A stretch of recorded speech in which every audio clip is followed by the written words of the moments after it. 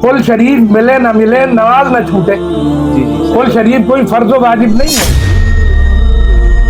नमाज पहले उर्स बाद में, नमाज पहले न्याज बाद में, नमाज पहले अजमेर शरीफ बाद में, नमाज पहले बगदाद और गौसे पाक बाद में।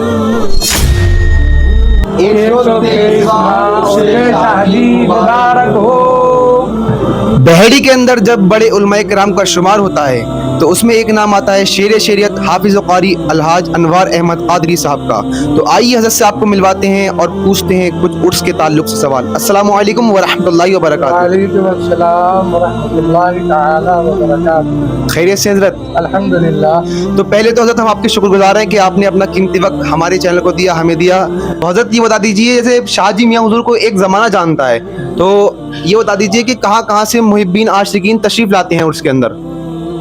पूरे हिंदुस्तान से ही नहीं बल्कि आपका हल्का तो बहुत वसी है बर्रे सगीर में। आप मशहूर बुजुर्ग हैं।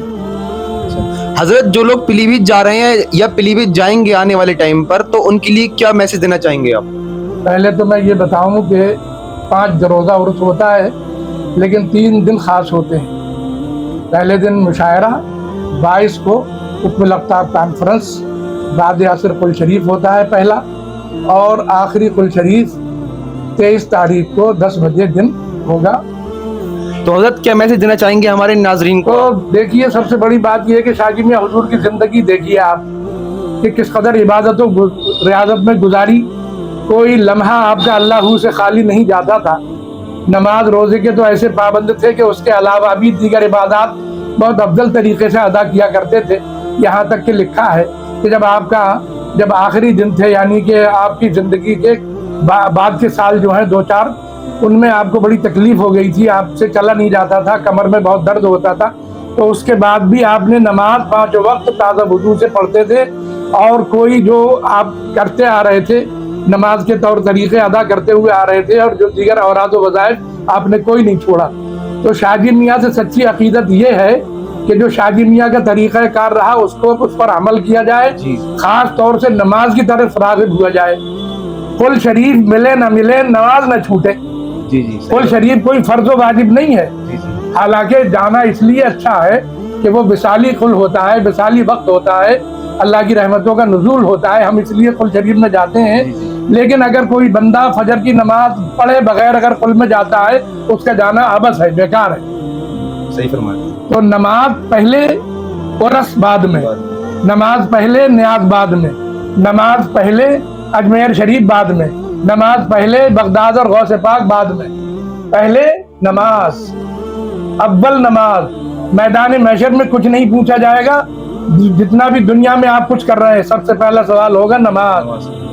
रोज़े महशर की जागदा बवत अब वली पुरसिश नमाज बवत। शाहजी मियाँ हुजूर ने कैसी पाबंदी की है, आप उनकी जिंदगी उठाकर देखें। अल्लाह अकबर। यहाँ तक आया है कि अल्लाह ने आपको इतना फना फिल्ला बना दिया, अपने में गरक कर लिया कि आप नमाज की नियत बांधते थे तो आपको काबे का अक्स दिखाई देता था। अल्लाह अकबर। तो ये नमाज का मकाम है मियाँ। तमाम ज़ायरीन से, तमाम शाहजी मियाँ से खुश अक़ीदा लोगों से और उनसे मोहब्बत रखने वालों से हमारी यही अपील है। और हम शाहजी एकेडमी के हवाले से भी अक्सर जब भी प्रोग्राम करते हैं या कुछ भी नशरियात करते हैं तो यही पैगाम देते हैं कि शाहजी मियाँ के तौर तरीक़े अपनाइए, तभी उनसे सच्ची मोहब्बत हुए। अल्लाह तबारक व तआला जो ज़ायरीन जाएँ उनकी मोहब्बतों को दुबाला करे और उनकी नेक और जायज़ तमन्नाओं को पूरा फरमाए।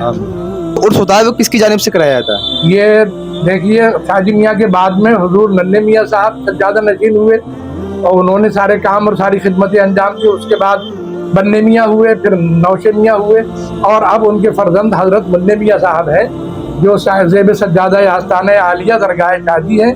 सारे काम, सारे मामलात और सारे मरासिम उर्स उन्हीं के तहत होते हैं। और उनका ये पैगाम है कि इसे आम किया जाए, मोहब्बत सबसे की जाए, नफरत किसी से न की जाए। मोहब्बत सबसे, नफरत किसी से नहीं।